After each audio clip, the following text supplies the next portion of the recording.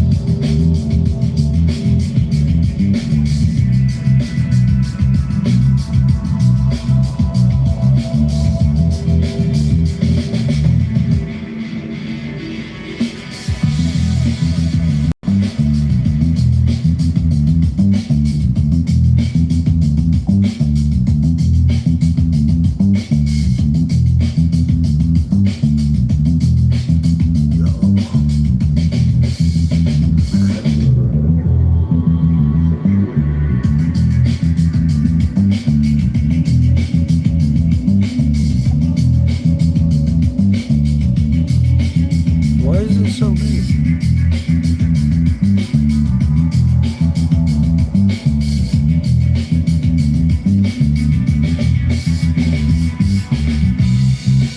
What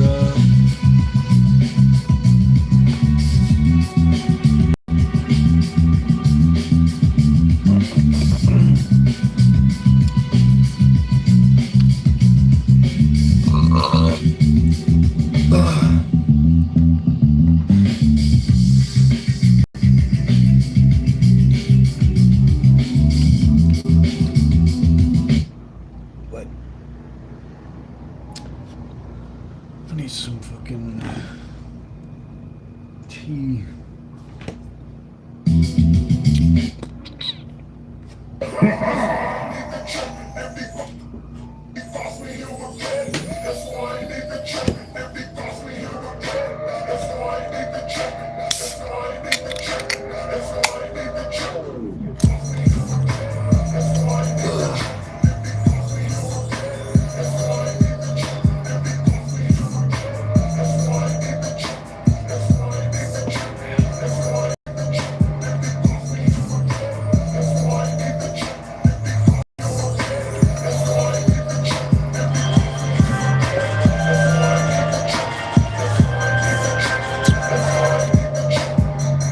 Armenia. How's Armenia doing? Yeah, fuck work. Time for a break.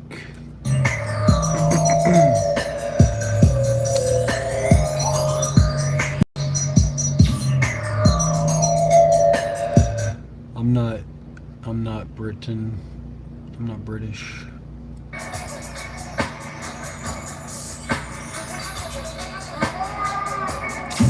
Hope Armenia is doing well though.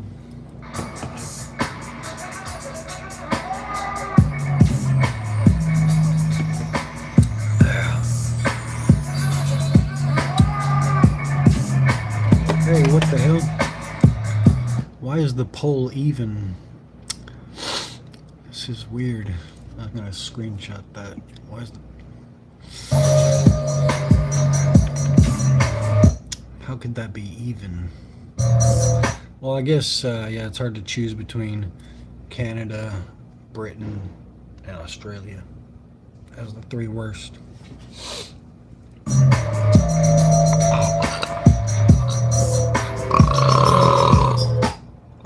Excuse me.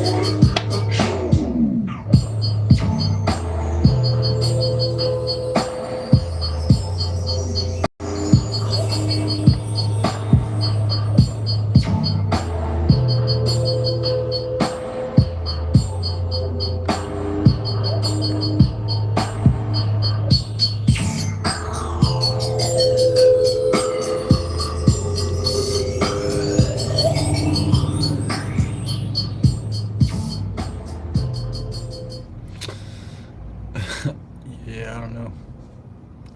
Um, but yeah, I hope everyone's having a good day so far. I'm just chilling right now. I gotta get some groceries like usual in a little bit. But luckily the weather's nice today. It's like 80 degrees or something.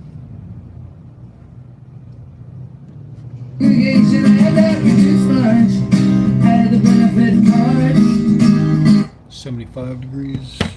It's not bad. Never occurred to me to bring my family. I'm lying so damn hard I should have been it. She's staring out the window. She's in heat right now.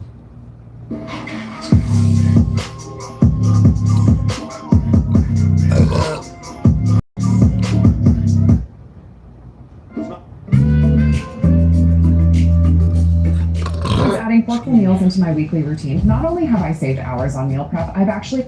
Not really for kids, but a cow phone is pretty harmless. She's hunting for prey. Yeah, so this is what little Wayne keeps almost dying from. This is so relaxing. I could get used to this, like the way I got used to wearing European diamonds.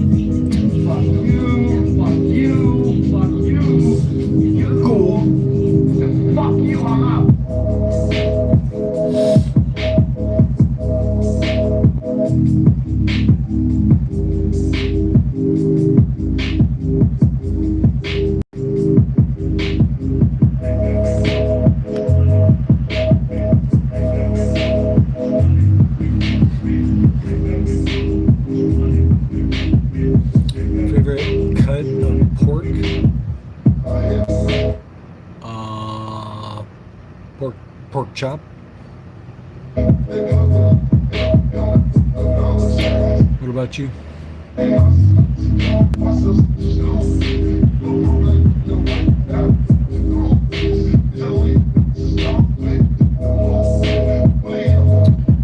do I start another poll?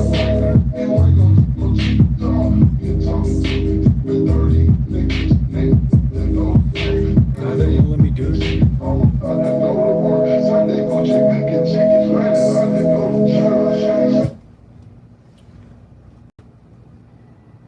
How to start a new poll on my YouTube live.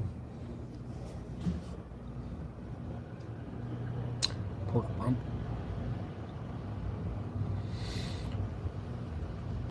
I don't see that. What the fuck are we talking about? Chat window.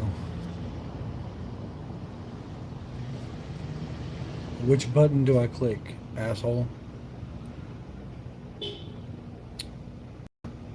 The plus sign button. There is no plus sign button. The bar graph button. What if those buttons aren't there and you're lying to me?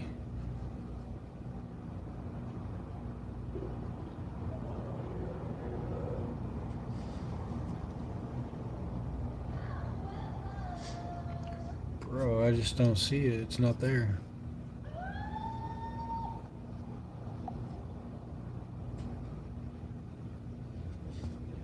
No, I just had a poll up, asshole.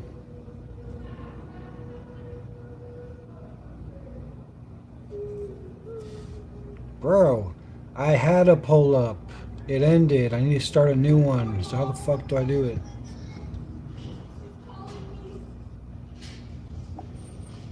There's no plus sign button. There is no plus sign button.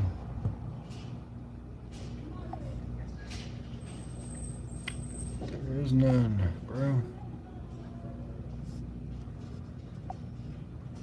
There's fucking, there's settings, there's playables, there's pin to a live stream, and there's share button at the bottom.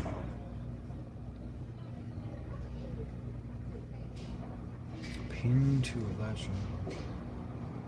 What?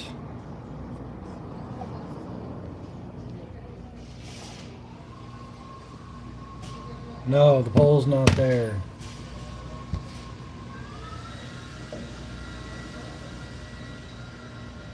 What the heck, bro? No, it's on my... I'm on YouTube Live.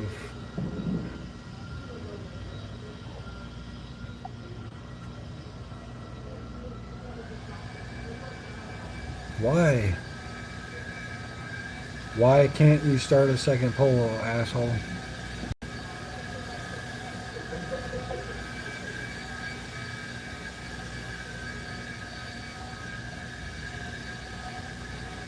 What?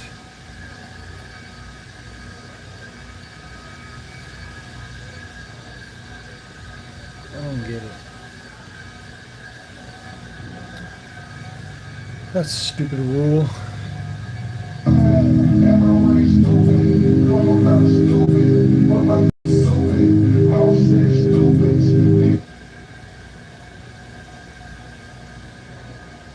Women betray each other after $3 million drug bust.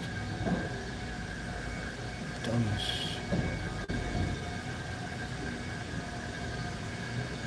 Jasmine Crockett insults Metcalf family.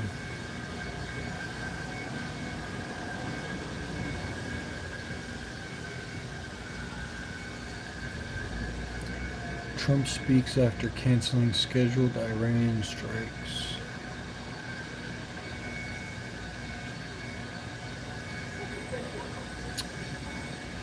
Just had a big day. I know you'll never be satisfied, but that's okay. That doesn't bother me. We just made a great settlement of the war with Iran, and we're going to be subject to finalization of documents. We should get done over the next few days. We'll probably have a signing maybe in Europe, and great thing. Stock market's up 1,000 points. That means they like the deal. See, that means they like the market goes down. That means they don't like the deal.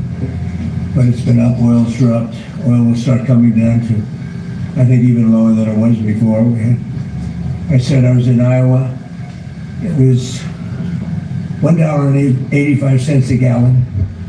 And I don't know if I'm going to get there, but we're going to get pretty close. It's going to come down, and when oil comes down, everything else comes down. And most importantly, we have a deal that Iran will never have a nuclear weapon, which was the whole purpose of what we had to go through to get this. So it was a big, very big thing. But What the fuck? we have a signing soon, and the documents are in pretty final shape. So we'll see. We'll see. Very good. Should be done. That should be done pretty quickly. They want it every bit as much as everybody else wants it. And I think a lot of good relationships can ensue from this. Support journalism you trust. Support PBS News. Donate now, or even better, start a monthly contribution today. What? No. These other cultures have no. What up, what up? Good morning, or good afternoon. How's your day going, man?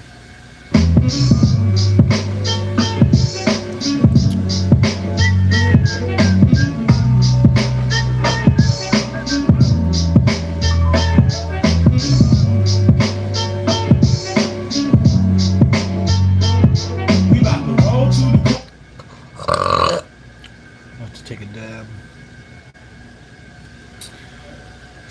Me and my crew, we about. A lot of good videos to watch today, but my mind's fucking scattered. Scatterbrain. Roll to the corner and get a group. We about to roll to the corner and some switches too, so we can roll a fat blunt and get the curve. This sounds like an old song, but it says it was dropped 5 hours ago.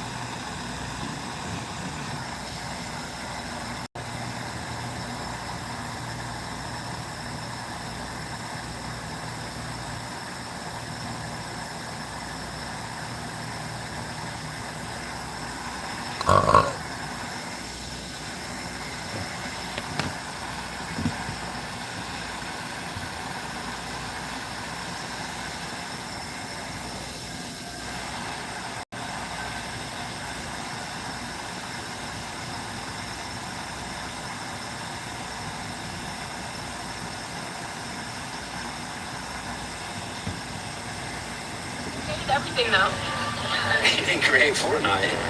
What inspired you to wear the mask? Because it makes fake Christians freak out. Fake Christians. And somebody who would come to a pride event and then try to push their bullshit on everybody else, kind of like you're doing and your cameraman. Yeah. It's that kind of shit.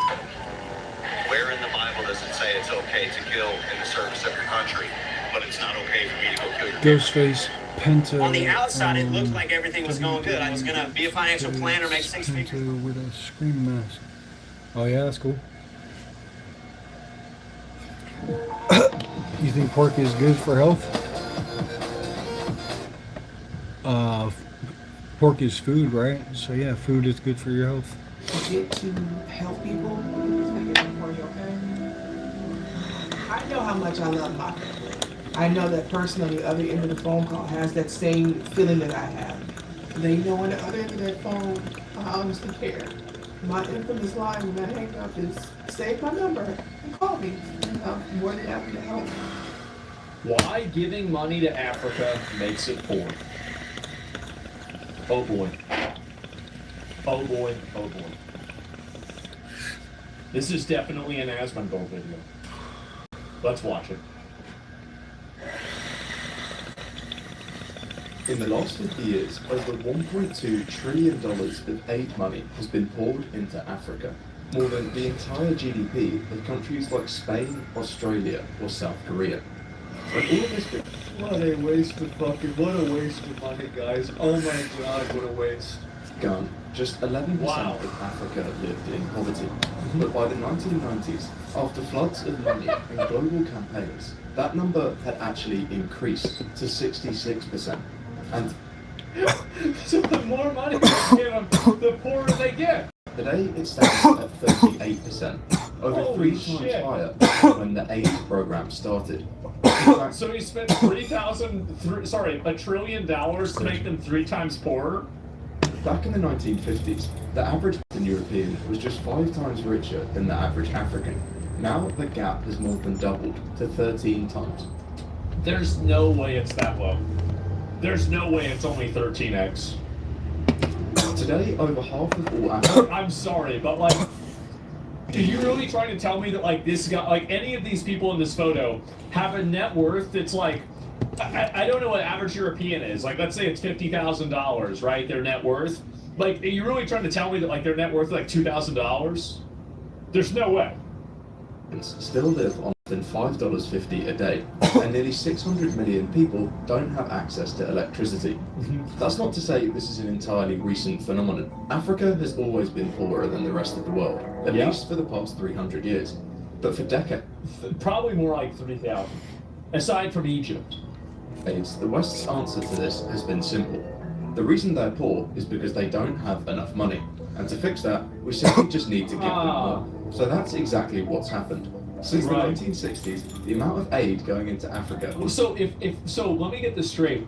Why is it that aid money, like, we weren't giving a bunch of aid to China, but China became rich? Why did that happen? Has increased by nearly 120 times. It's easy to see why this is such a popular strategy. It's simple. When we think of aid, we imagine schools being built, roads being paved, children being vaccinated.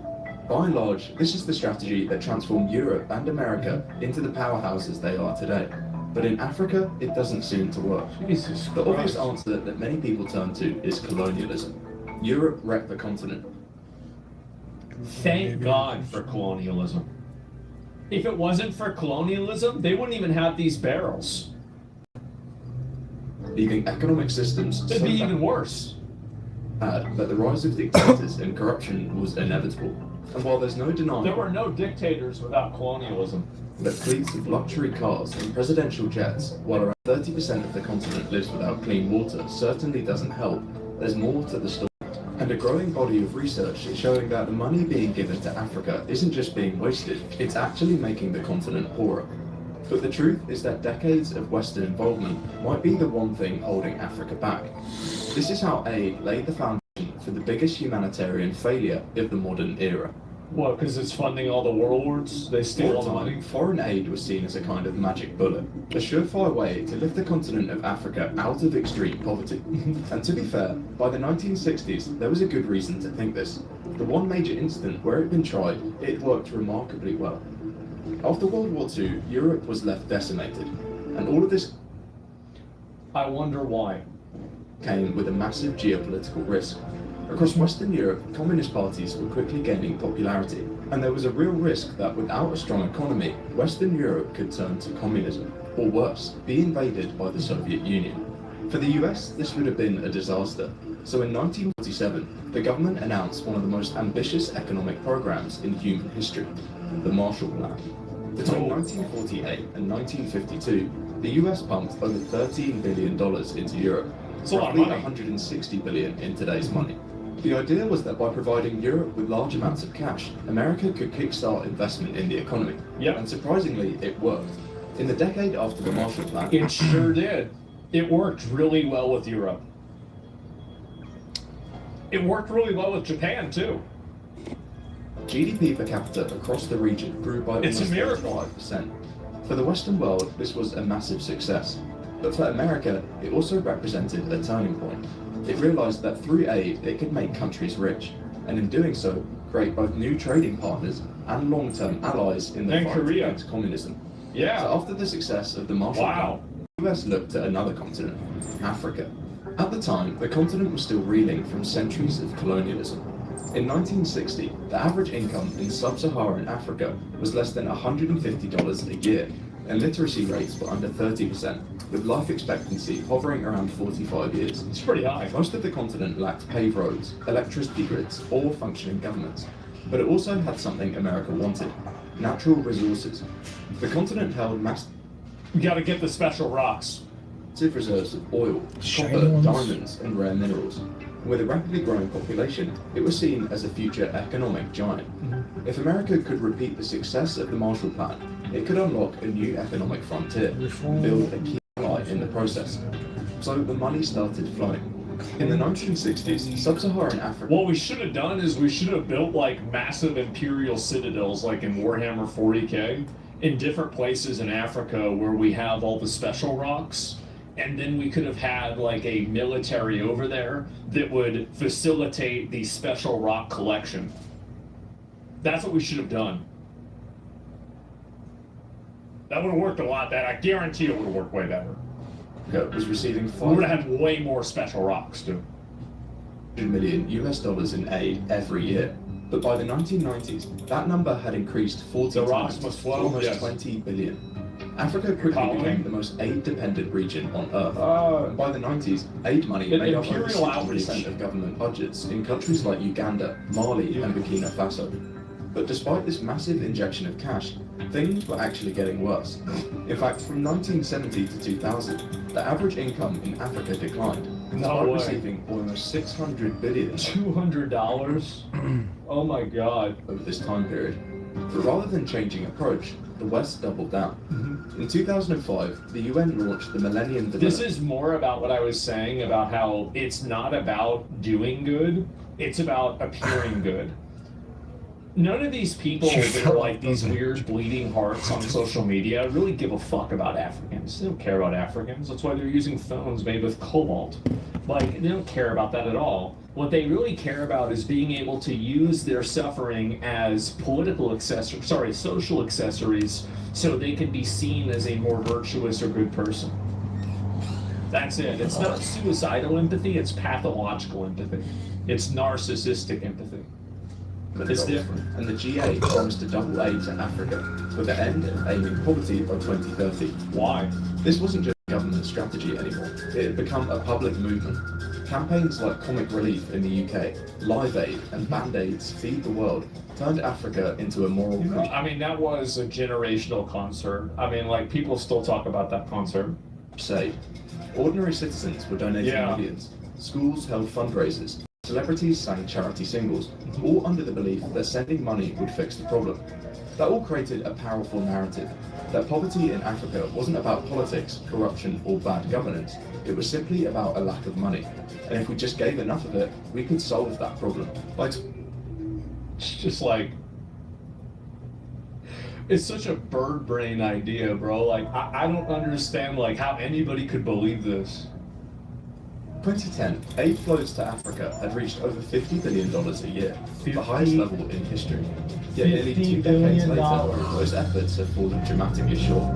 400 million Africans still live on less than $2 a day, the highest number in history, and the continent's share of global trade remains below 3%, and many countries now are poorer than when they were in the 1980s. All of that raises the So everything's just got worse. obvious question. Why did aid manage to kickstart the European economy, but totally failed to do the same in Africa? Nobody has any idea why. Like always, a range of ideas have been proposed, from the continent's geography to its colonial history. But in the last few years, one school of thought has gained particular attention amongst development experts. Their idea is simple. It can all be explained by something economists refer to as institutions. These are the frameworks that govern societies, things like the rule of law, property rights, and democracy.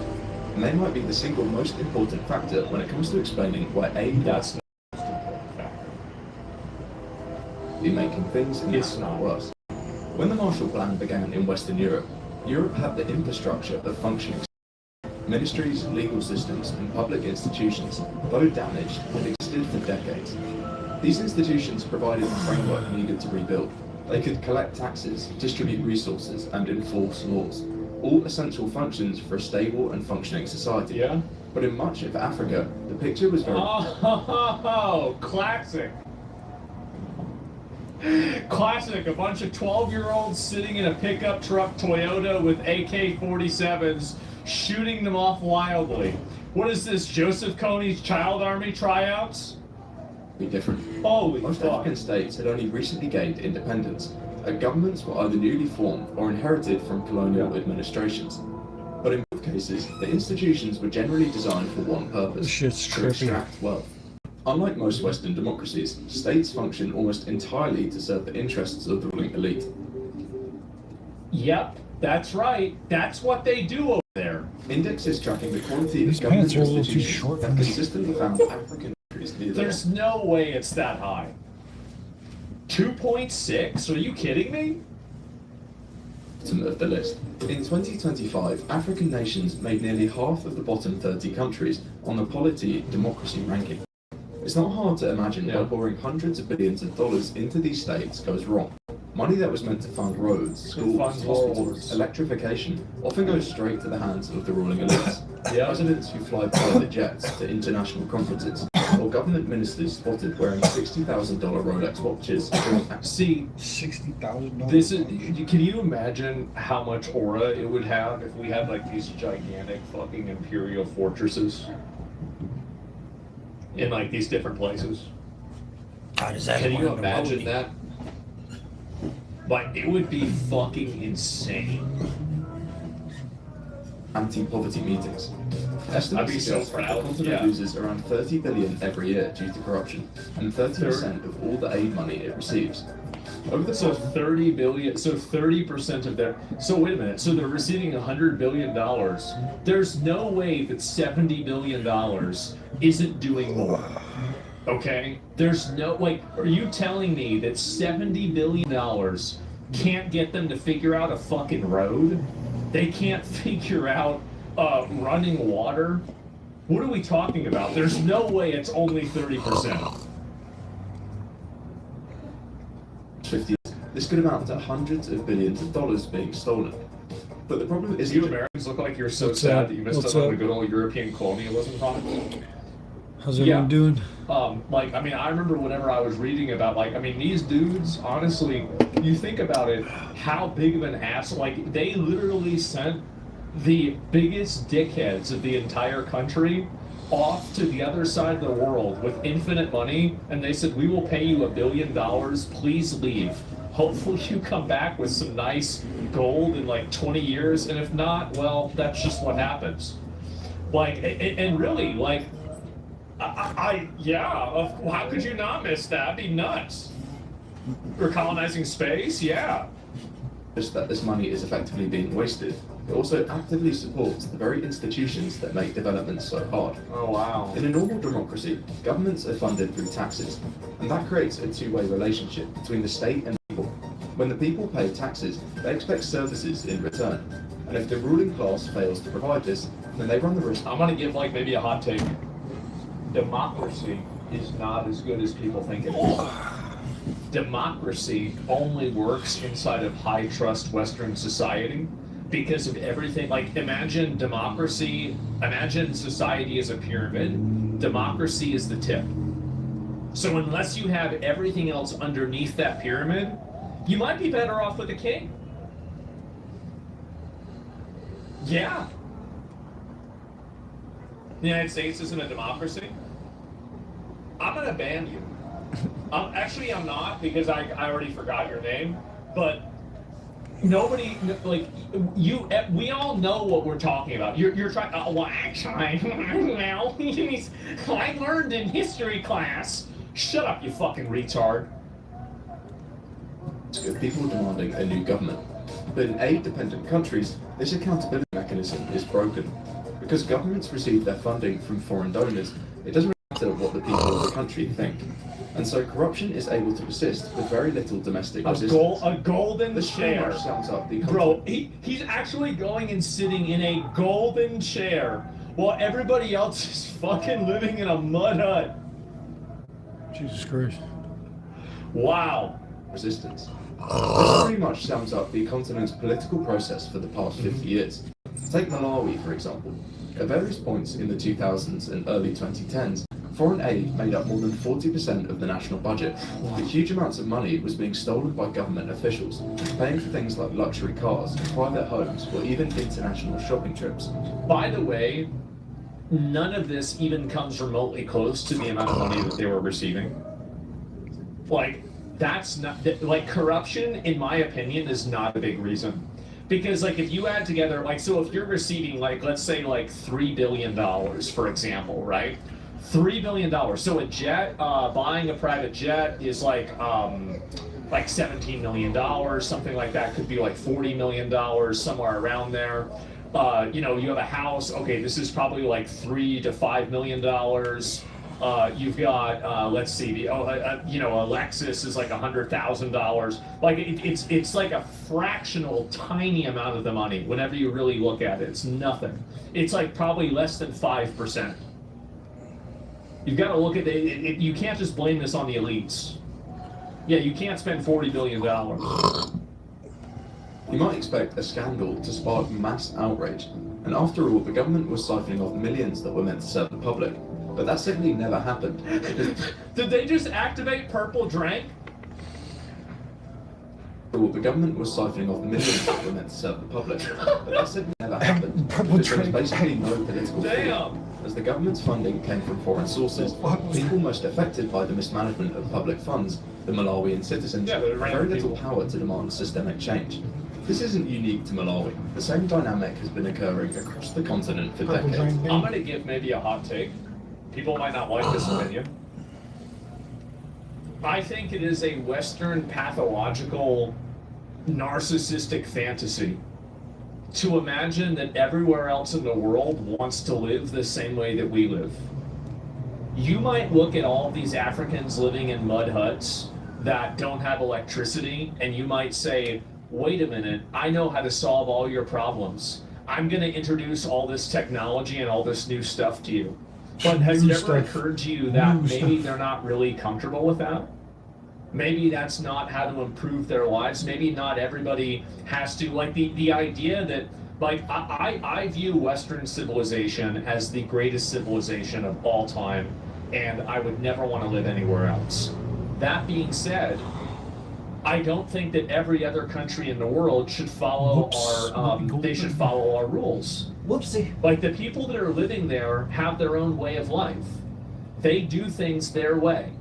Our way is not their way. And I would say their way is really stupid and really bad. But it's their way. And this idea, this narcissistic fantasy that we're going to somehow show them the the wonders of having to drive to AutoZone at on Wednesday to buy an air filter, and this is going to somehow improve their lives. I don't agree with that. I don't necessarily think so. Like being addicted. No. We can get the Africans addicted to buying the new iPhones too. Who gives a shit? Maybe they don't want that. Maybe that's not what's in their best interest. Why don't you just let them fucking be? Yeah, they're gonna have problems, but they're also gonna not have problems. That's the way I see it. They desire, sometimes they desire the money. Maybe they're better that way. Not everybody, it's such a Western-centric type of thinking that you assume that every group of people, every cultural and ethnic group of people desires what you have. Not necessarily. And all their problems can stay over there. Yes, mo money, mo problems. Sure seems like that's the case. I partially agree, but wouldn't the majority of them trade their places for a Western livelihood? If you ask a person, would you rather have a salad or a cake? Most people would say they would rather have a cake. But if you give people cake all the time, they become fat hogs that are diabetic that die. So sometimes you should look at what is best for people without necessarily asking them. Sometimes you just have to make a decision. You have to think about what the right decision is and what the wrong decision is. And also, like, we have African, like, there's plenty of people, like, remember that guy earlier, or like that friend I was talking about, like, in high school? Like, there are plenty of people from Africa that have immigrated to the UK and to America that are great Americans and great citizens, and there's no problem. I think it should be kept in mind that this is true. Now, I mean, migrants obviously give them a bad name, but whenever you're talking about the legal immigrants that followed the process, these are real, legitimate, stand-up Americans, right? They are, and you know, they're positive to the culture, and I think it's good. And so that's not a bad thing at all. But at the same time, that's not everybody. That's not all of them. And it in part explains why My the face is country getting still has fatter. such high levels of corruption. Of course, some level of corruption exists in basically every country, checked my weight the other especially day. during their early development stages. But even under these circumstances, a country 143 can pounds. usually still achieve economic development. Small businesses, farmers, and entrepreneurs can drive progress from the ground up, creating jobs and expanding access to goods and services without relying heavily on the state. That's the problem. This is another one of the main problems with aid. It makes ground-up work much, much harder. Because aid makes this route of development far less likely. That's because more often than not, the things being provided by aid organisations are in direct competition with local businesses. Yeah. Take the textiles industry. By the early 2000s, nearly 80% of the clothing sold in some African nations Yeah, like you look at these people, they're just walking around wearing like Goodwill clothes. So there's no local businesses there at all. came from abroad. At first, that might seem like a win-win. Clothes were cheap, and aid organisations feel good about reducing waste in Western countries. But the effect on local African industry was devastating. In Ghana alone, It's like dumping. over 80% of domestic textile factories shut down between 1990 and 2010, which meant thousands We're of jobs helping! disappearing. Haha, With them, so I'm a did the good knowledge, person. machinery, and networks needed to sustain a homegrown industry. In fact, in the last 2 decades, Africa's industrial sector has shrunk from 15% of the continent's economy to now just 10%. This isn't a coincidence. Academic research has found that, on average, foreign aid hurts industrialization in Africa. Even the World Give a man a fish. Bank, one of the biggest aid organizations in the world, found that periods of increased aid tend to weaken local manufacturing. Teach them how to fish. But it's not just domestic industries that suffer. The entire structure of the economy can be distorted in ways that make economic growth far less likely. To understand why, it helps to look at how countries That's a actually nice grow place. rich. In the last few decades, almost every country that has achieved rapid development has done so through an export-led model. Nations like South Korea, Taiwan, and China have all seen huge amounts of economic growth in the past few decades. And they did this offering low-cost goods that appeal to Western consumers and then selling them on the international. So the way every country makes money and gets rich is by us giving them money. It's just they give us stuff for the money. Yeah, that's about right. I'll tell you that. It's just the way it is. Markets. Yeah. Over time, this allowed them to industrialize It's the way build it is. domestic industries and eventually move up the value You're chain. welcome, There world. is an Yeah. essential part of the process that people tend to forget: maintaining a weak currency. Doing this makes the country's exports cheaper on the global market and boosting demand from foreign buyers. This increased demand then helps local industries grow, creating jobs and bringing in valuable foreign income, further fueling development. But aid money creates the opposite effect. When money flows into the country, it needs to be converted into the local currency so that governments and aid organizations can actually spend it.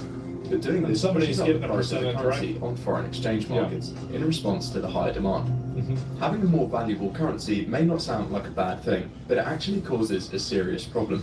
A more expensive currency means that for foreigners trying to buy a country's produce, everything suddenly becomes more expensive, so people simply stop buying the produce. For developing economies, this is a total disaster. Jesus, It means look at the that. export-led model that worked so successfully in East Asia becomes impossible to replicate. In Africa today, exports account for about 20% of the average GDP. Less than half of most successful So how did they make money? What the hell do they do? East Asian economies like Hong Kong, South Korea, or Taiwan. Instead of developing competitive industries and shipping products around the world, aid-dependent countries end up relying on foreign assistance to survive, while their domestic economies remain uncompetitive and underdeveloped. Of course, that's not to say there's no good that aid can do. In theory, it has the potential to fill crucial gaps in development, things like building roads, schools, and power grids, all facilitating domestic economic expansion. I'm totally against this. You can't figure out how to build a fucking road. You probably can't maintain it either.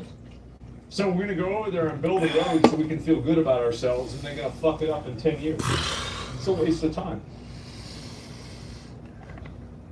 Really, I mean, let's be honest.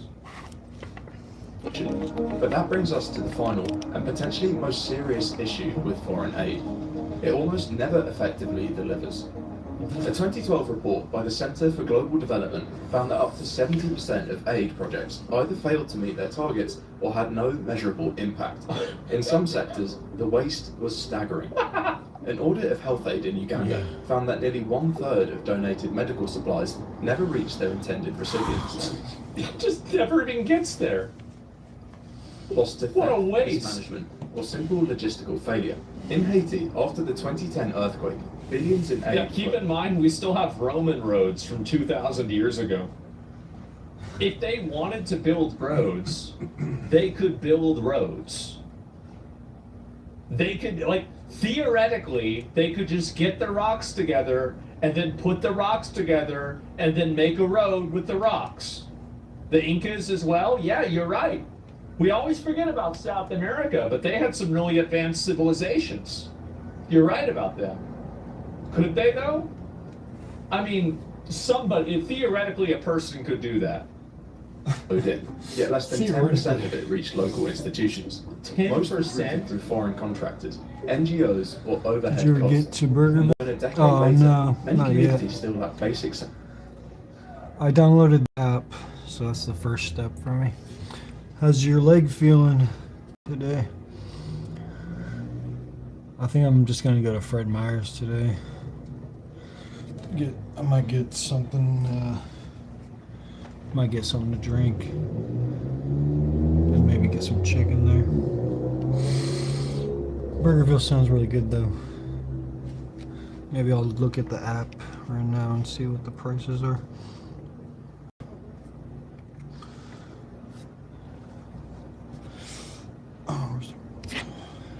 Sanitation or permanent housing. Look at this. It's like LA. Like, if you told me this is LA, like in the Palisades, I'd be like, yeah. Extra absorbent, even for your messiest meals. Vanity Fair napkins. Elevate every day. Business evolves. Our programs evolve with it. At WGU School of Business, you'll learn more than legacy theory. Our courses are built to align with the industry's current standards. Explore.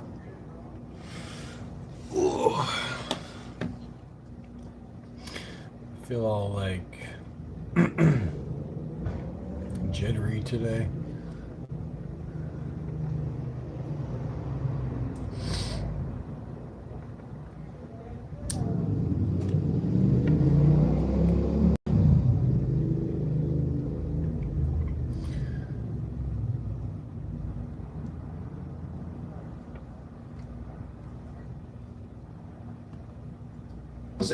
To understand why, it's helpful to look at the systems that function effectively.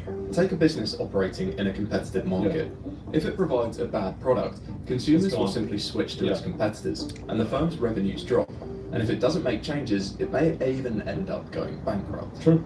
The point is that people who are providing the product are accountable to the people who end up actually using it. Yeah. But foreign aid doesn't work that way. If a project fails, the recipients can withhold their taxes or vote for someone else. Yeah. Because funding comes from foreign governments or donors, there's no mechanism for rewarding success or punishing failure. The result is an enormous lack of incentives to actually do things well.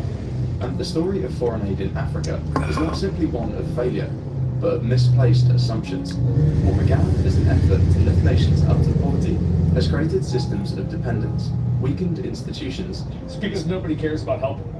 Nobody actually cares about helping them. They just care about being seen as they're helping them. That's the reason why. Machu Picchu is from forgotten civilization. Looks like the Marionberry shakes aren't in season right now. It's all strawberry shakes. At a certain point, and strawberry shortcake. That's always good. Things that were. I'm surprised there's still for Yeah, the one at Gateway shut down. Yeah, I was pissed about that too because the Fred Meyer's by Gateway, they used to put out these Reuben sandwiches sometimes, and at the Fred Meyer's on Burnside, I guess, they never put out like Reuben sandwiches like that, and that was like my favorite thing to get from That Fred Meyer's by Gateway. For some reason, that other one sucks. The one at Burnside. I don't like it that much. I think there's still a Fred Meyer at Hawthorne, but I haven't been up in that area in a while. Sorry, your leg's still hurting.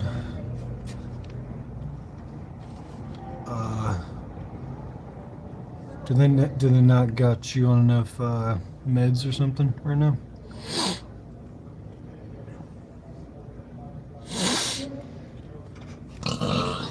Excuse me. All there is to Until that happens, the cycle of dependency is just going. Crazy video.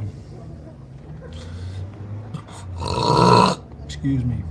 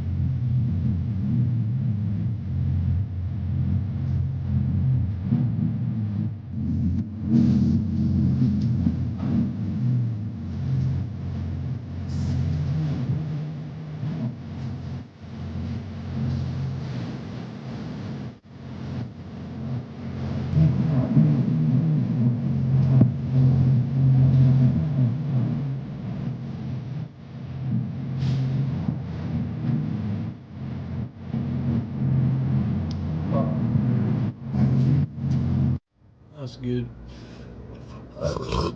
In season for a couple months. And give me paid months because my history of what? Are you serious? That's fucked up, bro. Bruh, dude, I didn't even have a when I broke my knee, I didn't even have a history. I didn't have a history with narcotics at all, and they were still kind of like stingy with me on the medication. I was like, what the fuck, guys? Sounds like malpractice. You better ask them for a reconsideration or something. I don't know. Are they at least giving you like heavy strength Tylenol or whatever, or ibuprofen? That's fucked up. That pissed me off.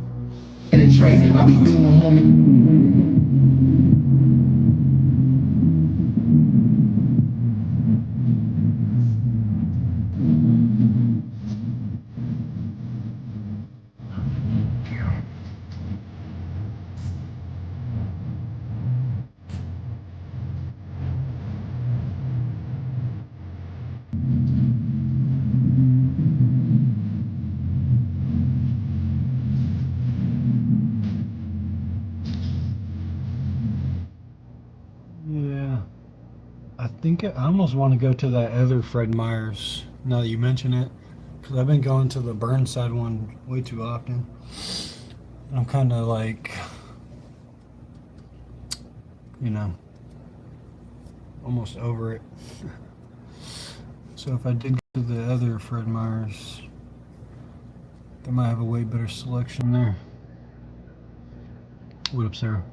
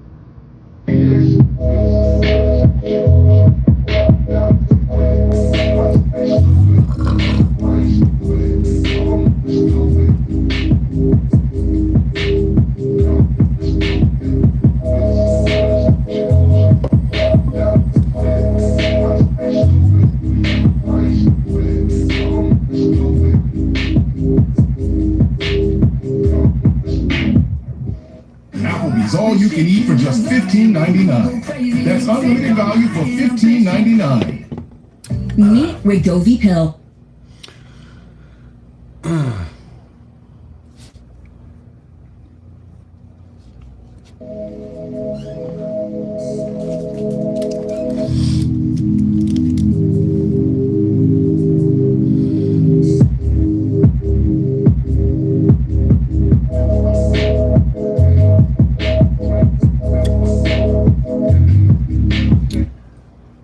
Damn.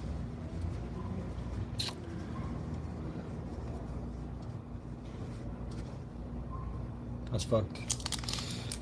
Well, I mean, if the pain gets like too bad, I mean, if the pain gets worse, hopefully they'll give you something. But yeah, I'm gonna get some groceries at some point.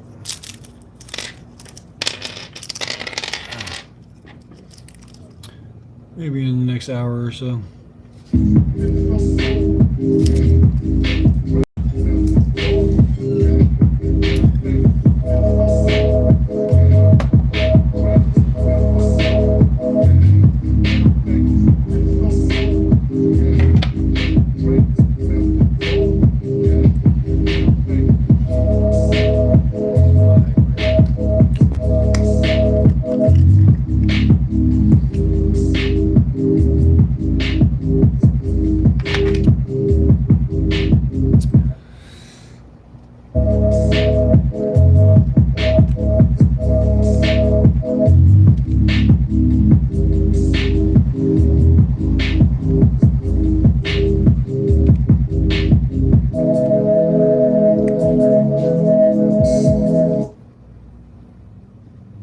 Shame. No, These black women who get arrested and like, get the f out of my face, don't touch me. Well, you have the stolen merchandise in your hand. No, I don't. You. Shameless. There's no shame whatsoever, and we saw so much of that at the courthouse yesterday during the sentencing, the conviction and sentencing. Just people that yelling at the Metcalf family as they were coming out of the court building and saying, "You should be dead too," to his surviving twin brother. Just no shame, no sense of decorum or tact, humanity, class, just the dregs of fuck society. Like, if there was some black gangster was a mass murderer in the Bloods and he was leaving the courthouse, I would think, your fucking buddies should have died too. But I wouldn't even say it then. I'd just be like, no, of course not. I'll just get off my ass. It's, and then they're trying to make this, they're trying to equate, like, if it was two big black guys and they walked up to a little white guy sitting in a chair and told him to leave, and the white guy stabbed one, he'd be a hero in the white community and he would have gotten off on self-defense. It's like, he never would have been there. If the two black guys said, "Hey, this is your tent, leave," he would have gotten up and left. Yeah. That's how that works.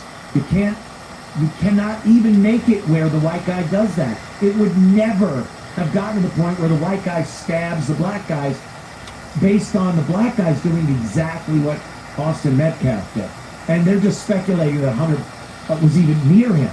There was no evidence or testimony that said that it was Hunter and Austin that was... right.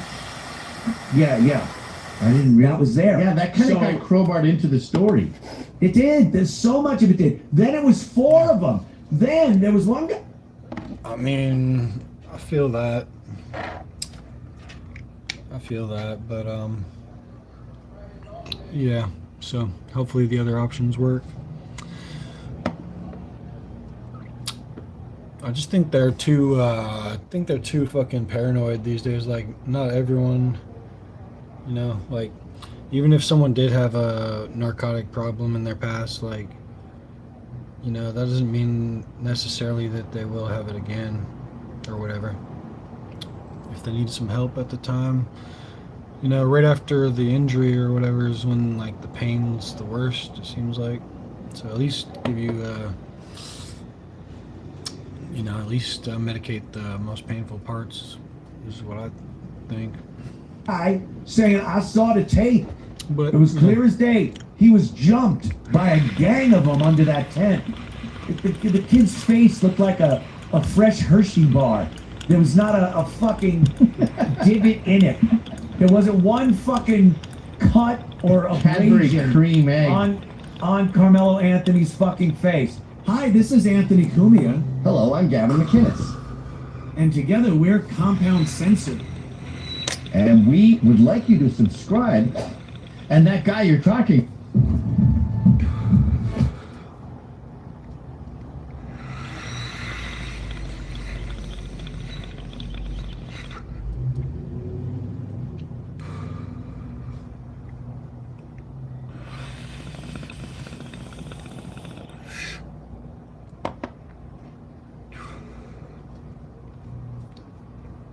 Was crystal clear and sharp. The video from that day was famously terrible, and that guy is a mass rapist, child sex offender, pedophile.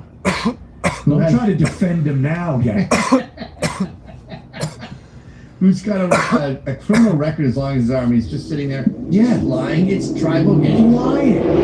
Yeah, they're all fucking lying. I saw that one kid today. He was like, "Oh yeah, what about this white kid that shot a black dude and got 2 years?" He shot a black dude because the white guy was a drug dealer. The black dude stole his drugs, put him in a headlock, and started beating the shit out of him. And he got free and shot the black dude.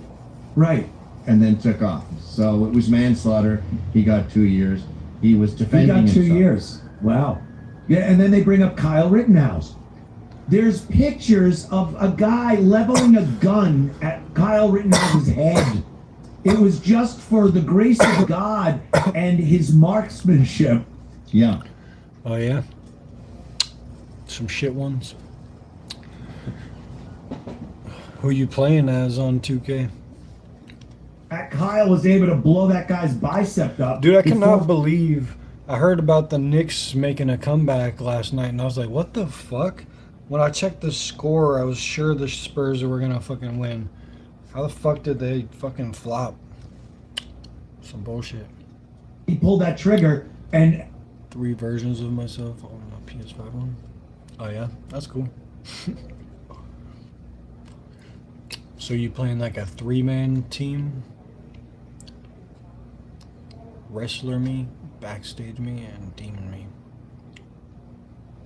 That's what's up.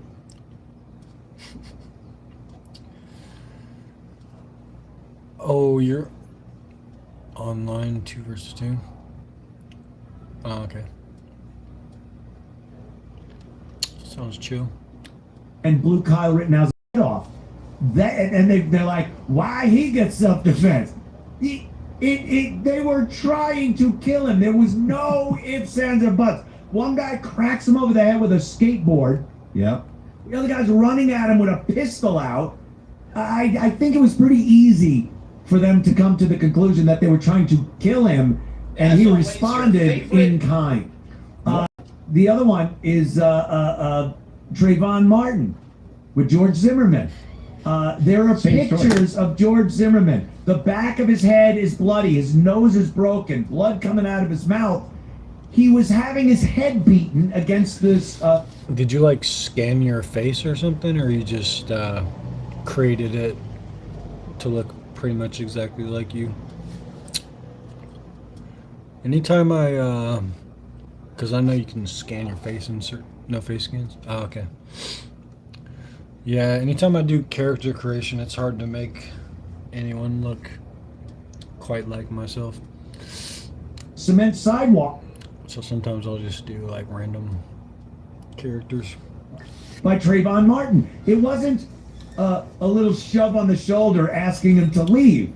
They try to equate it and think it's some racial reason that they're getting self-defense acquittals during these trials, when it's obviously self-defense, and this was obviously not self-defense. But I think these black people, the tribal gang people, are being willfully ignorant. They know that he's guilty. They don't give a shit. It's not about They don't them. care. I would argue they know Kyle Rittenhouse was guilty. Like I mean, innocent. They haven't really looked it up.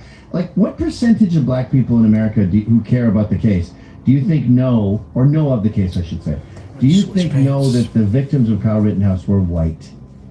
No, a lot of them think they were black. I bet 60 to 70% think it was white on black violence. Right. Just because it was a BLM thing. And then as far as Trayvon Martin goes, they talk about Trayvon's screams as he was being beaten.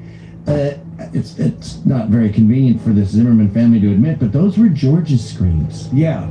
He was screaming he thought hysterically. He was going to die. He felt he was going to die right then. He was passing out when he shot Trayvon. He was in the midst of having his head banged on a cement sidewalk. It wasn't just Skittles and fucking Arizona iced tea, walking while black. They come up with all these fucking things. Trayvon was trying to kill him at that moment. Yeah. And again, the jury hearing all the evidence, seeing all the evidence, hearing all the testimony, came to that conclusion that it was self-defense. How do you twist and turn this where no one said that anyone did anything?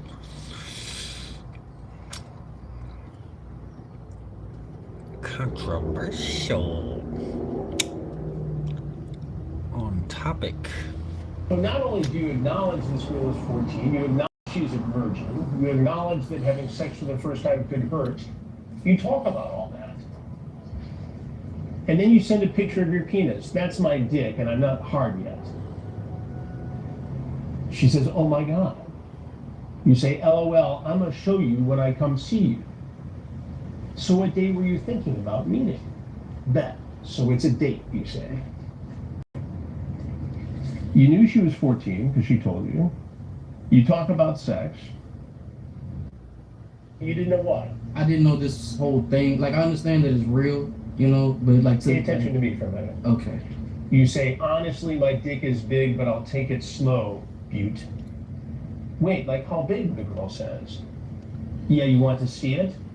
But I'm gonna be gentle with you, I promise. I want your first time to be special. So not only do you acknowledge this girl is 14, you acknowledge she's a virgin, you acknowledge that having sex for the first time could hurt, you talk about all that. And then you send a picture of your penis. That's my dick, and I'm not hard yet. Excuse me. She's... Oh my God, Chris.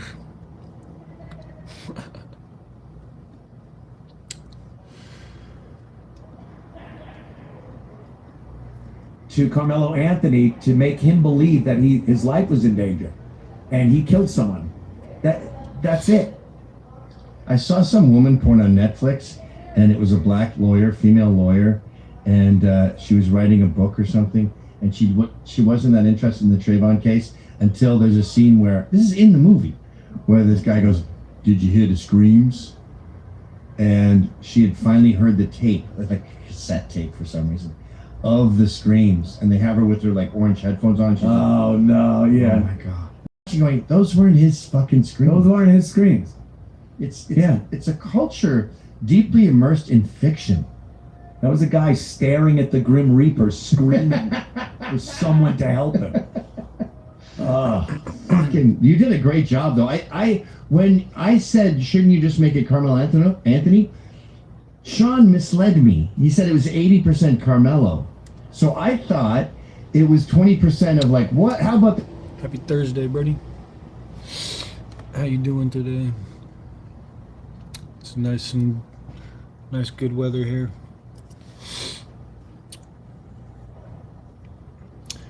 Getting ready to go on a bike ride in a little bit to the store.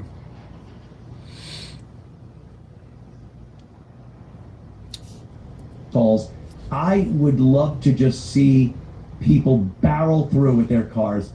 Gate opens and they just barrel through. If you're in the way, pew, fuck you. But obviously, we know that would be arrest for the guy in the car, lawsuits, all kinds of nonsense. But where are the cops? Like, the cops should be there all the time. They have all the time. They've been given orders from the top brass, from the mayor and the chief, to stand down, stand back, stand by. So their hands are tied. And I think a lot of these people would like it if they were killed. They were hit. They become a Heather Heyer. They become a Renee Good. Martyr, yeah. Freddie. And then you can say Trump is having people just randomly killed. That's another thing. The powers that be on the left definitely want more people killed. They want more people killed. These are the useful idiots that they put out there and cross their fingers and go, oh, God, why aren't they killing anybody? We need to say Trump's Gestapo and the Waffen SS goose-stepping over the peaceful protesters. They still call them peaceful protesters when they're so blatantly breaking the law. Yeah, begging for violence. And it's disgusting. I just, I want to put myself in their stupid gay shoes. So I do understand there needs to be borders. I do understand we have to have some sort of enforcement. But this particular enforcement goes way too far. They're grabbing up Consuela, they're grabbing up maids and workers who did nothing wrong and just have families and they lived here for 30 years, and they're throwing them into these pits that are right out of Mad Max, where just like it stinks and there's no running water and they have alligators everywhere. Like Midnight Express. It's a Turkish prison. Yeah, it's a Turkish prison. Some of them are eating centipedes just to get some protein. Right. In the sweltering heat. I mean, is that what you think? Because say you do think something that dumb. Look it up. Look up Obama's numbers. Look up. They have the front page of the Post showed them all doing yoga, like stretching. Doing a little bit of yoga. They have access to phones to call their family and lawyers. They have a law library in there if any of them want to research their cases or anything. They have all the amenities that any really high-end jail would have. Because it is a jail. Let's be fucking real. These people are under arrest. They are incarcerated until whatever they need to be processed through happens. If it's an asylum case, if it's just an illegal that needs to be stamped and thrown back where it... This video's kind of boring. Boyfriend stages murder after killing pregnant girlfriend. Homes AI, the first home search you can actually talk. All you have to do is ask. Only on homes.com. I love it so much when dogs are excited to see me. Throughout the years, our dog Piper was consistently scheduled with Yvonne, and they bonded deeply. She gives Madison a sense of comfort when I'm not around. I did not realize my dog was ill, and her stylist Paige caught the signs and took her to the in-store vet. She's now receiving treatment thanks to Paige. And Piper's... It's 2 a.m. at a home in Pleasantville, New Jersey, where police respond after a 911 caller reported that his pregnant girlfriend fell down the stairs. Hold this. Just in the rear? I want to get big. Nah.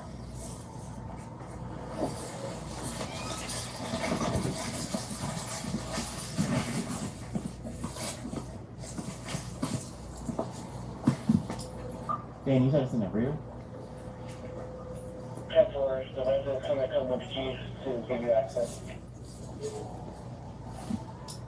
I'm in the rear, I'm just not sure what I'm looking for.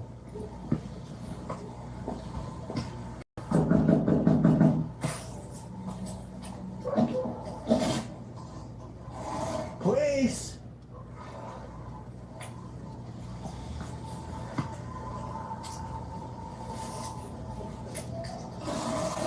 Pleasantville Police Department! What's going on?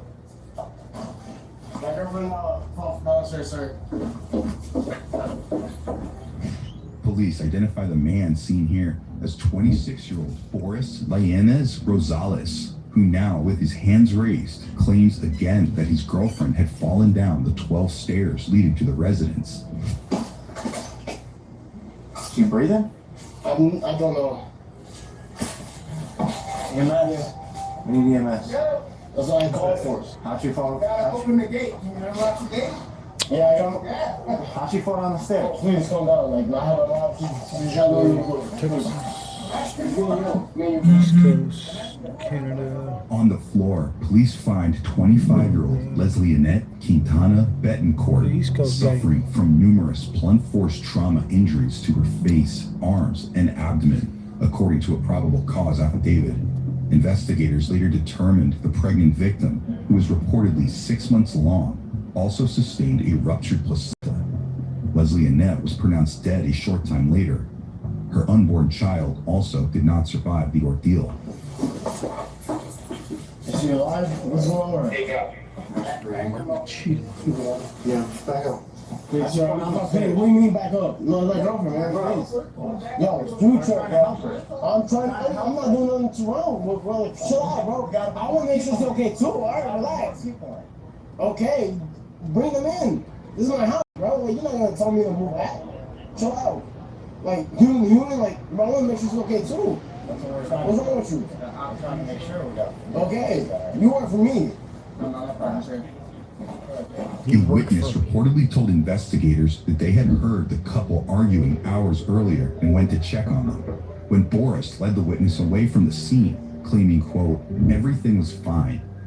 But according to the affidavit, a short time later, Boris used the witness's phone to call 911. Next, one officer notices something suspicious.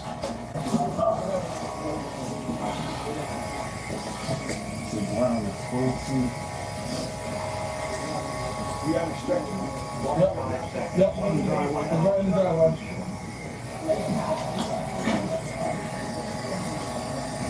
The officer spots blood on the toilet seat and strewn in various places across the dwelling, leading investigators to believe this may not have been accidental. 30 seconds until analysis will review.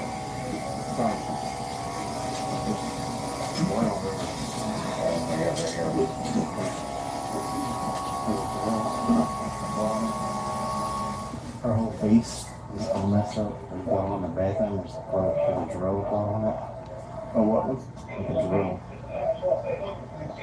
In the bathroom. In the driveway area, something else catches an officer's eye. An open trunk.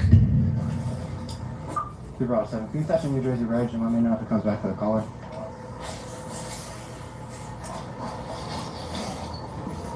Trunk's open. Investigators would later find a bag with possible blood stains in the car, according to the affidavit. A bloody bat was also reportedly found in the home's backyard, near a trash bag filled with duct tape with suspected hair stuck to it. So did he call? Yeah, he called and said she fell down the stairs when she was.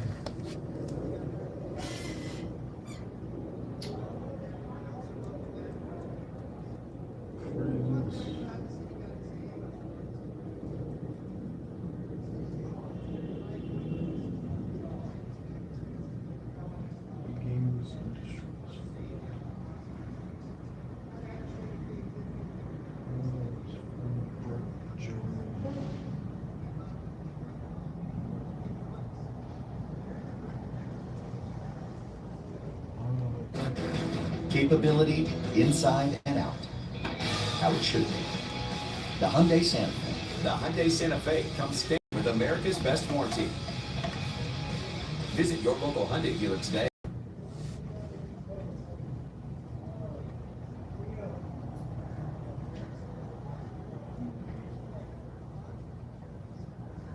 And you probably know this, wolves traditionally don't hunt down humans. That's not true.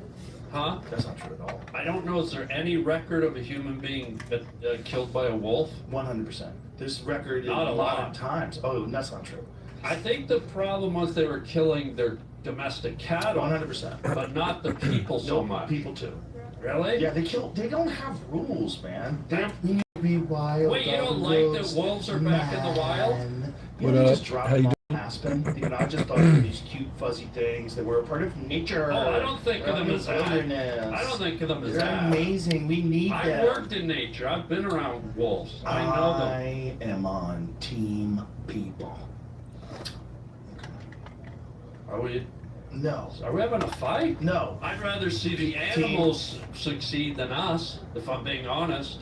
I love people, but That is a ridiculous we're thing the to ones. say. That's a ridiculous thing to say. I It like doesn't it. mean the I animals. You live in some bullshit Canadian Oh reality boy, show. he's taking another drink of coffee. Son of a bitch. So Harlan Williams, or as I knew him growing up, Kenny from Half Baked, Makes your teeth go pop, pop, pop, pop. was recently on JRE, where he once again spent most of the episode trolling Joe. Now, Podcast Cringe covered this episode last week, and I was honestly surprised he left out what might have been the funniest part of the entire show. Because for about 20 minutes, Harlan made Joe legitimately angry in a debate about wolves. They started talking about dire wolves, and Joe was saying how scary they are. And Harlan's like, well, not really. Wolves are generally wary.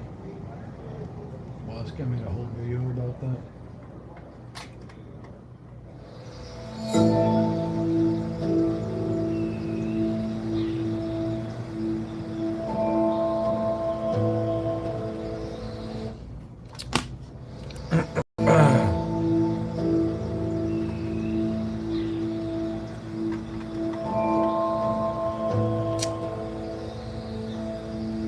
I don't even know if I'm allowed to show this footage. The Amazon River has no single. They get mad at you if you show nature footage sometimes. That's fucked up. What did they do to you? Tried to erase my mind. In the Army hospital, they were injecting your feet. They gave me shots in my heel. They wanted to erase whatever I saw. They put you in an office position. And Yeah. next thing you know, you're getting headaches and they're injecting you with shit and you're in the hospital. They buckled me, they had me in buckles and shackles, and guess what? What? The cop had it on my window. You drove away from a cop. I'm not riding. I'm not riding.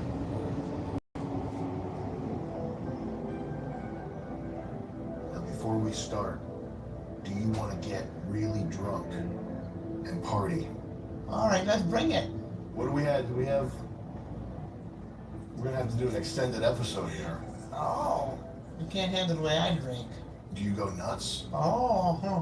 You don't want to, because my drink cannot be empty. What do you do?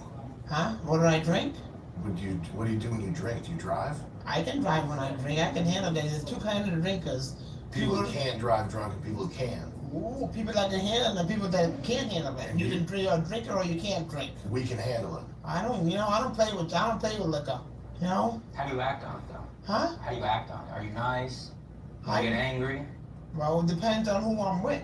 Oh, shit. I'm with the right person, the wrong person, they go on. And when I drink, I get mad. You don't want to see me mad, because I don't see shit. Have you ever injured anyone? Huh? Have you ever injured anyone? I had 4 cops on the ground. Holy shit. After major surgery, I had 4 cops on the ground. Really? Beat up 4 cops? Are you strong? Yes. Let me feel your arm.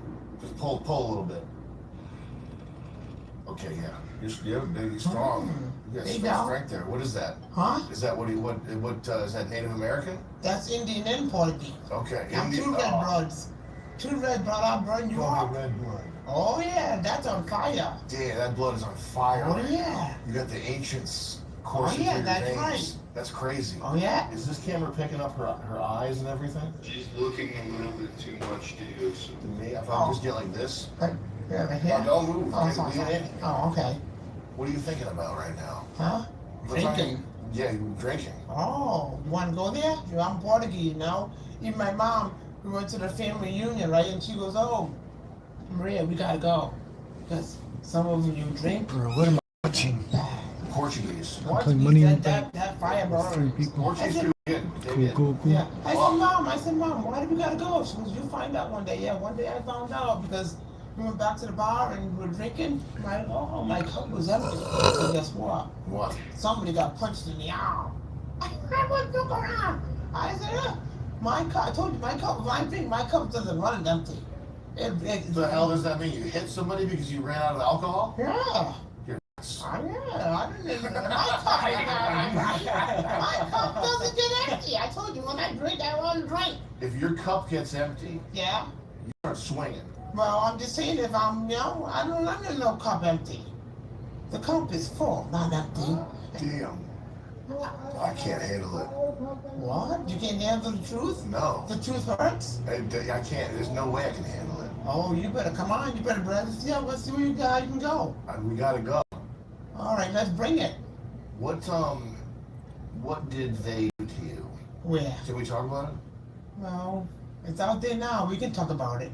What do you want to tell? What's your story? What are you gonna tell people? Well, because I went into service because I have younger brothers, and back then, because I was 18 young, was a valued player in softball. Well, back then they had scholarships, and I had two little brothers, and I didn't want to take it from my brothers, so I went into service. So then I took the military test when I was 17, but then my mom wouldn't let me go until I was 18, so I went 2 days off my 18th birthday, and then when I got there, I was out doing a test. And It's getting incomprehensible. You joined the army? Yes. Why? Back, I wanted to be like my mom. I wanted to be a nurse, but then, I didn't want to take away from my brothers because back then there was no. What do you mean take away from your brothers? You didn't want your mom to pay for college for you. Yeah. You wanted her to be able to pay for your brothers. There you go. Wow. Okay. I didn't want to take away from them. Okay. Why did you think because they were men they were gonna have more of an opportunity? No, because back, because I was the oldest, I could take care of my brothers. Damn. Okay. Yeah. So anyways, so I joined the army. I gotta go up to Boston and get all that done, and then I went. What does that mean? You have to go get, you gotta go get your shots. Yeah, your physical, and they give you tests and everything, and you go get your uniforms, and you go. Like a sorting hat from Harry Potter. Yeah. You gotta go to get your. Gryffindor. You have to get your boots and all that, and you go to your bunkers and all that. And I was Giggles, it was Mouse, there was Tiny, there was Lumberjack. Are these the nicknames of the other people? You all get nicknames when you go to What was your nickname? Giggles, because I was always laughing. Giggles. They'll call me, I was always laughing. So anyways, so you get in there, right, and you get all that, and then you do tests and all that, and as soon as you got there, You get puzzles and games? No, like, school tests, to be who you want to be. You gotta, do tests.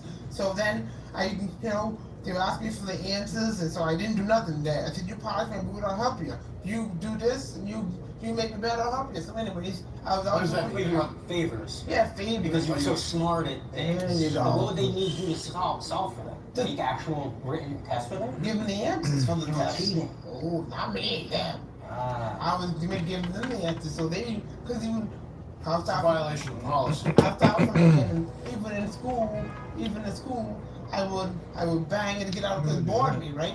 So we'll go back to how smart I am. You were banging on the walls. No, in school I go back to how Were you smart I drumming? am. I go back how smart I am. In school, I would tap to get out of class and go back and take the test until I had my paper in. That's how smart it was. I didn't it bored me. And I would go back and take the test to give everybody the answers.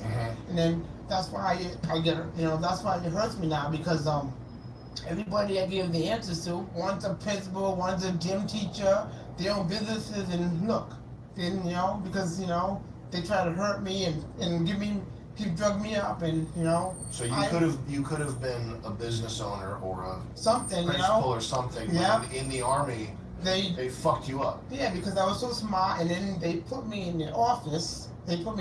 Right? And I think I saw something, and they tried to erase my mind because I said I had a headache, and they gave me a pill. This sounds like the important part. Yeah, they gave me a pill, and then. This sounds like the part we should reel it back and sort of pick it apart piece by piece. Yeah, well, anyways. You saw.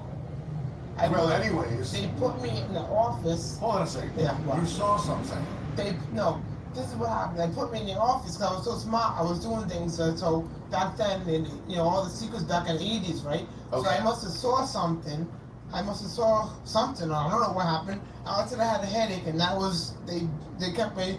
They put me like in the hospital, put me in a room, and wouldn't let me go out.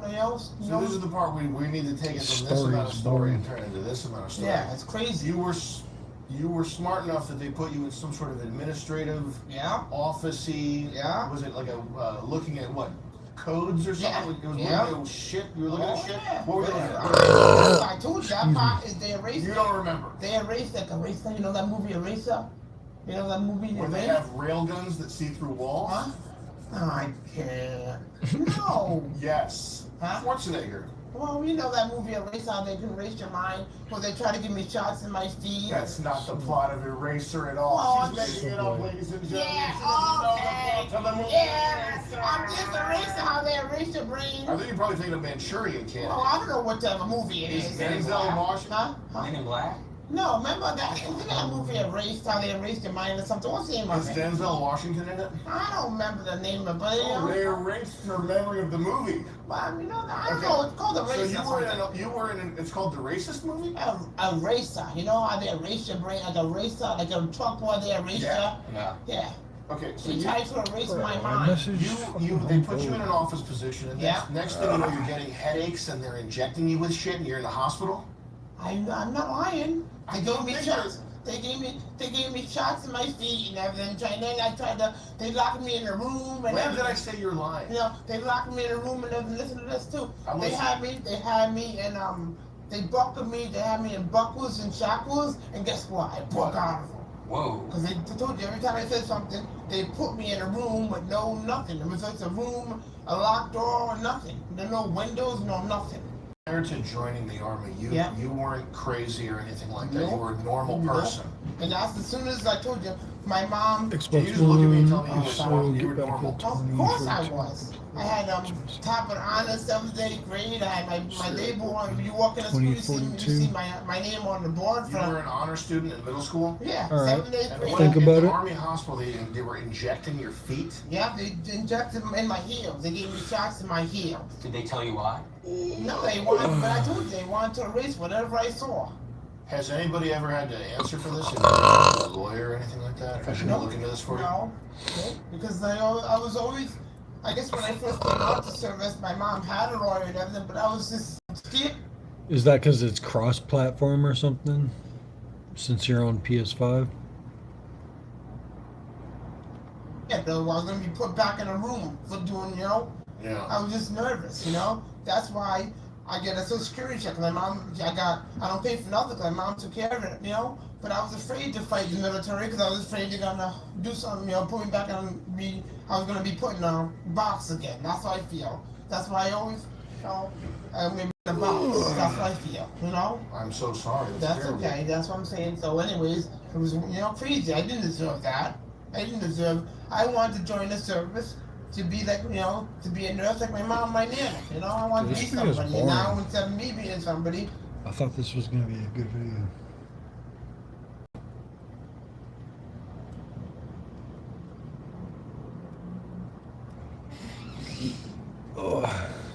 Jerry! The blow off, God, that kissing thing though. How great is that? Oh, just having been there, where you just think you can lean in and give that kiss. There's nothing worse than thinking you're doing the right thing, or even being suave or cool, and it doesn't matter how. I've never heard about that.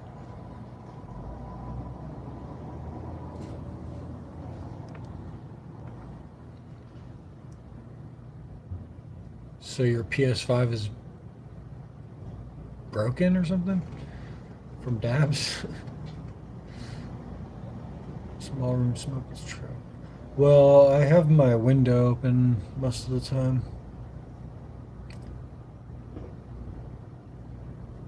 Smoke gets trapped in there, overheats, one of the main components. Oh, burnt PS5. Huh, never knew about that. Well, I guess I should clean my Xbox now that you mention it. I know it has a little bit of a dust hanging out. Yeah, I like to keep some airflow in here if I can. But yeah, everything's dusty in here. My fucking fan blades are super dusty. I gotta fucking, now that you mention it, I should have done some spring cleaning. Ugh. Yeah, there's a little bit of dust on my Xbox.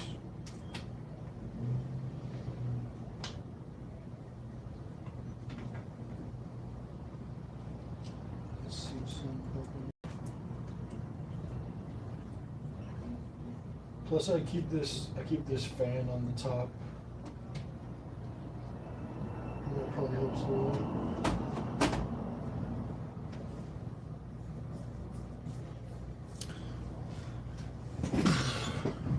I bought that fan.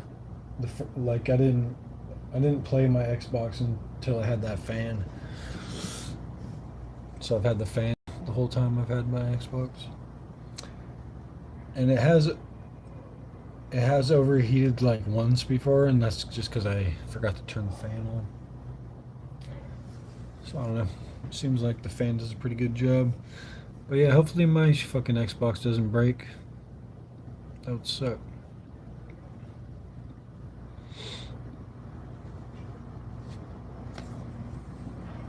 Long ago it happened to you.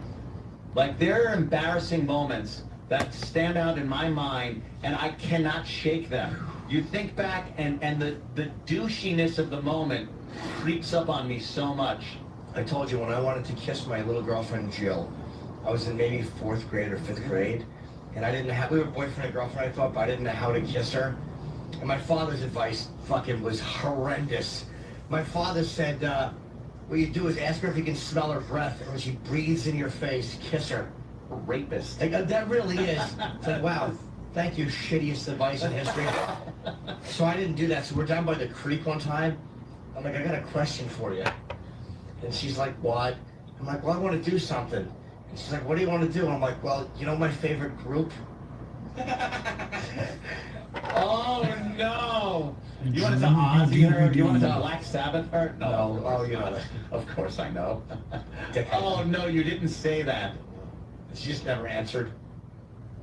Is that embarrassing? Oh, I am. You brought silence.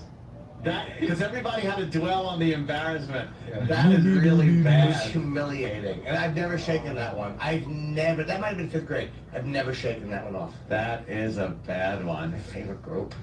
Yeah. Oh. What douche? I have a douche moment that I cannot fucking shake.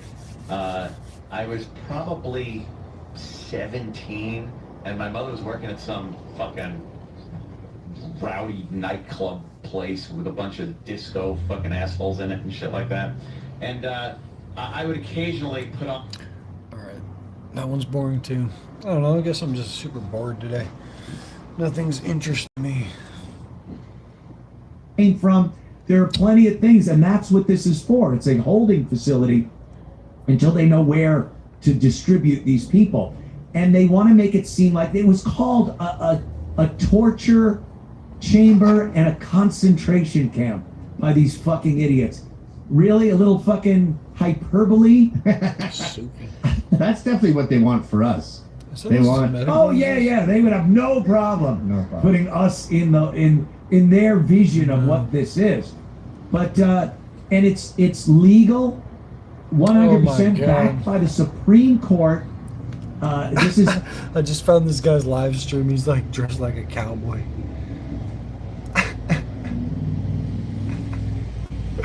I'm dead. He's living that life too. He's got a fucking. What's this guy doing?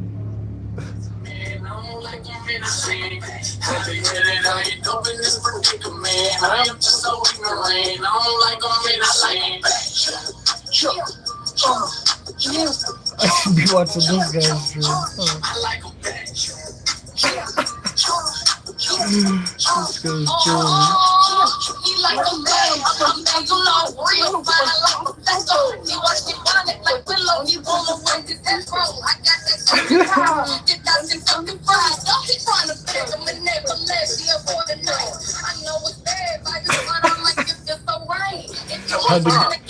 Had to give him a favorite. This guy's killing me. This guy's killing me.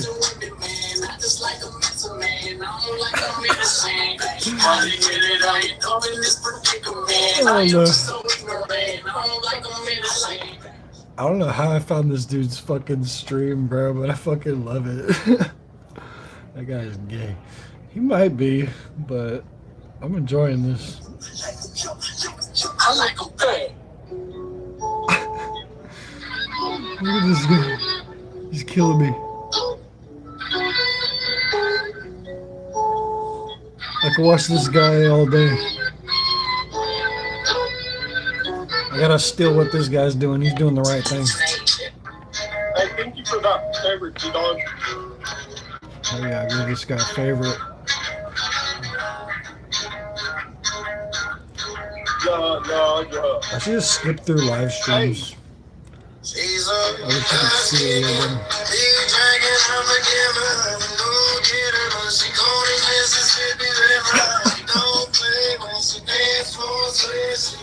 Oh my God.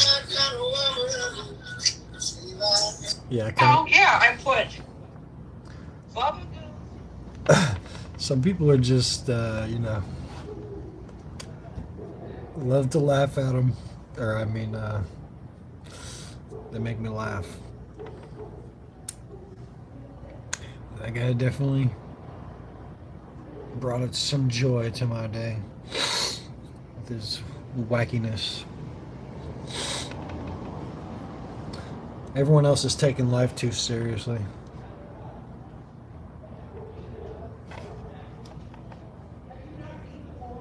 We should all be like this guy.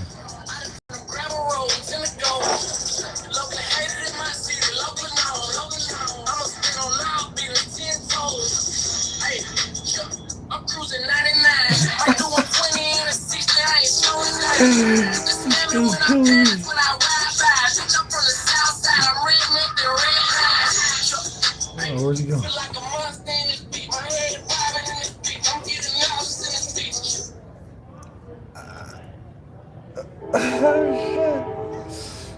I'm fucking dying. That dude's killing me. That guy needs more favorites. Orders from the President of the United States. And look, wouldn't it be nice if That's what I want to do. I still want to get a projector. Like a good one. I gotta get a projector. What kind of projector would I need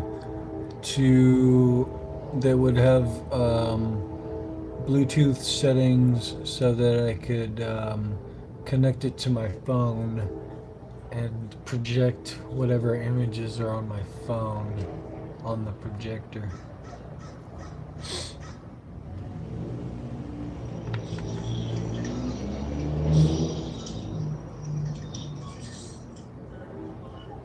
To project your phone screen wirelessly, you will actually want to look for a projector that features Wi-Fi screen mirroring, often listed as Miracast, SmartView, or AirPlay compatibility, rather than relying purely on Bluetooth. Here's a quick breakdown of why that matters, what features to look for, and a few great options. Well, tell me the quick version of which one I'll need to be able to do that, or whichever works best. Go with the XGMI Mogo 3 Pro or Samsung the Freestyle 2nd Gen. Both have built-in smart systems and Wi-Fi mirroring, making it incredibly easy to cast your phone screen instantly. If you're on a tight budget, look for a Vankyo projector with built-in Wi-Fi mirroring. Vankyo? Vankyo projector? Vankyo projector. Vankyo projector.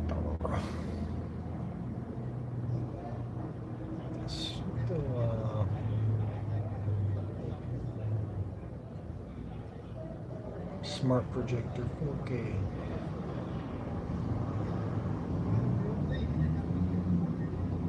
Damn, these are fucking kind of expensive. I guess I'll have to watch a review for this, like a projector with screen mirroring.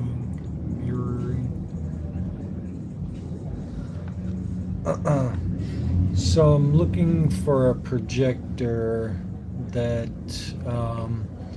will be able to project, like if I'm scrolling through live streams on Meet Me Live or something, I want to be able to project that.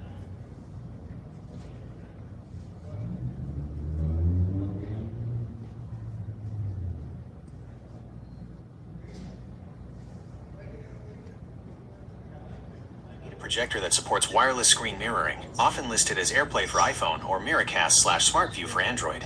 Both brands shown on your screen, Vankyo and Onawayo, heavily feature wireless mirroring in their budget-friendly lineups. Here's exactly what you need to look out for to make sure it works for your streaming layout. 1. Look for native screen mirroring or Wi-Fi models. When browsing Vankyo or Ono.io, check the specifications for 5G Wi-Fi and wireless screen mirroring. How it works: you connect both your phone and the projector to your home Wi-Fi network. You then pull down your control panel, hit screen mirroring or cast, and your entire phone screen, including your live stream scrolling, will instantly appear on the wall. Orientation tip: because apps like Bigo, TikTok, or live streaming chat feeds are usually vertical, the projector will display them with black bars on the sides to mirror your phone perfectly. If you flip your phone sideways for full screen landscape streams, the projector image will automatically rotate and fill the whole wall. 2. A crucial warning on copy protected apps, DRM. While scrolling general live streams, browsing chats, or watching platforms like YouTube works flawlessly via wireless mirroring, there is a strict limitation to keep in mind. The catch: premium streaming apps like Netflix, Prime Video, Hulu, or Disney Plus use DRM, digital rights management, copy protection.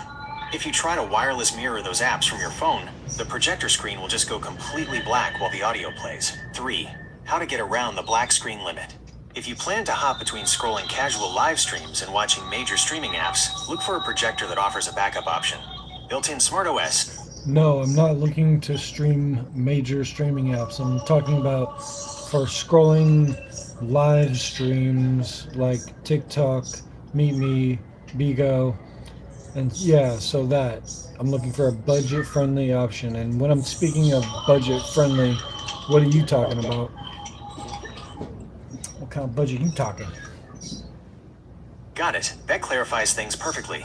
If you are strictly scrolling live social feeds like TikTok, MeetMe, and Bigo Live directly from your phone, you don't need to pay extra for a projector with fancy built-in streaming licenses or high-end theater specs. When talking about a budget-friendly option for a screen mirroring projector, you are looking at a price range of $50 to $100. In this price bracket, you get full wireless mirroring capabilities over Wi-Fi without any extra adapters.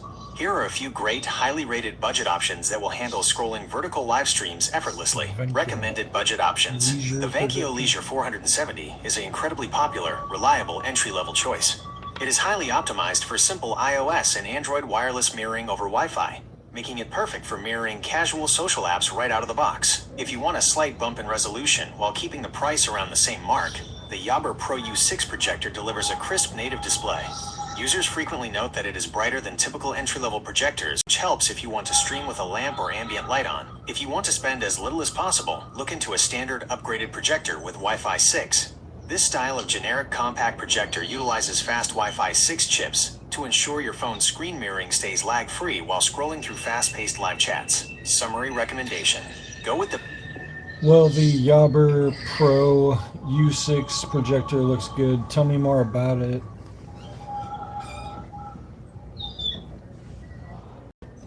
The Yabber Pro U6 projector is an excellent sweet spot choice for phone mirroring, especially for reading rapid live stream chats. At around $79.99, it sits comfortably right in the budget-friendly zone, while delivering features usually reserved for slightly pricier models. Here's a breakdown of what makes it a great fit for scrolling apps like TikTok, MeetMe, and Bigo Live, along with a few limitations to keep in mind. Why it fits your needs. Sharp text for live chats. Unlike many sub-$100 options that only project at 720p, the Pro U6 features a native 1080p Full HD resolution and supports 4K content input. This means the text in scrolling live chats, usernames, and layout menus will stay crisp and entirely readable on your wall rather than turning into blurry pixels. Fast, lag-free mirroring. It is equipped with dual-band 2.4G plus 5G Wi-Fi. Connecting your phone to the 5G band provides a much faster data transmission rate, which helps keep your scrolling, swiping, and video feeds synchronized between your phone and the wall without noticeable lag. Easy image alignment. If you place the projector on a bedside table or at an angle... So with this projector, let's say I'm scrolling live streams, where does the audio come in? Will the for the live stream, where will I hear the audio? When you mirror your phone to the Yabber Pro U6, the audio automatically transfers over the Wi-Fi connection along with the video. By default, you will hear the live stream audio blasting directly from the projector's built-in speakers, and your phone's physical speakers will go silent. If the built-in projector speakers aren't loud enough for you, you have two wireless options to route the audio. So that's the usually recommending that as the best sub $100 option. Let's say if I was going over $100 slightly, what would be the benefits of upgrading to that kind of projector?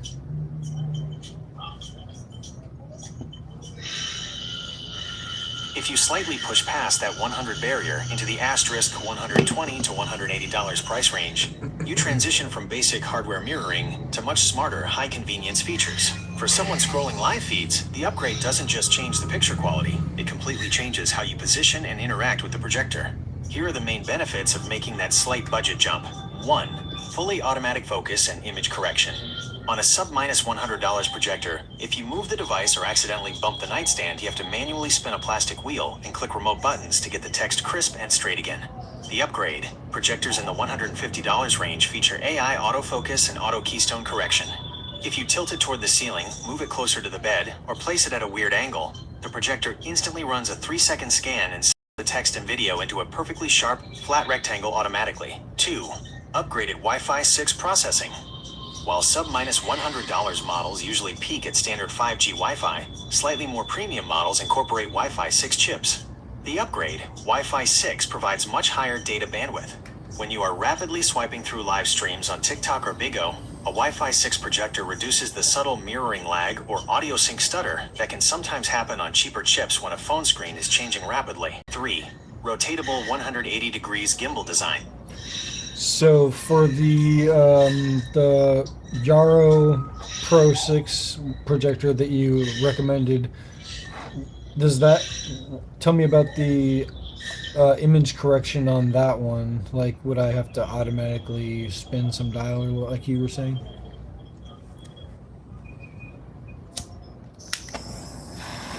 For the image correction on the Yabber Pro U6 projector, it uses a mix of standard manual focus and advanced digital image correction. The split setup, focus versus shape. For sharpness, focus. Yes, you will have to manually spin a physical focus ring on the left side of the projector. If you move the device closer to or further away from the wall, you have to twist that dial by hand until the text becomes clear and sharp. For the screen shape keystone, this part is entirely electronic. You do not turn a dial to straighten the image. Instead, you use the included remote control to open the projector's menu and use its digital 4D/4P keystone correction. How the image straightening works. If the projector is sitting on a nightstand off to the side, the image on your wall will look like a distorted trapezoid rather than a perfect rectangle. To fix this on the Pro U6, 1. You use the remote to select the 4-point keystone menu. 2. An interactive grid will appear on your wall. 3. You use the arrow keys on your remote to digitally grab each individual corner of the picture and pull them inward until your live stream screen is perfectly straight and square. If you plan to set the projector down on a stable table and leave it there, doing this manual focus and digital corner adjustment once is easy. However, So where I plan to put my projector, it looks like a surface that could be bumped, easily. if it's going on a surface that gets bumped easily, you definitely want to skip the Yabber Pro U6. With that model, every single bump means you have to get up and physically twist the manual dial to fix the blurry screen. Instead, look for a projector in the $120 to $180 range that features AI autofocus. Why autofocus saves the day? Instant self-correction. When the projector gets bumped or shifted, a built-in camera sensor instantly detects the movement. It automatically recalibrates and snaps the live stream text back to crystal clear sharpness in about 3 seconds without you touching a thing. Auto keystone. Many of these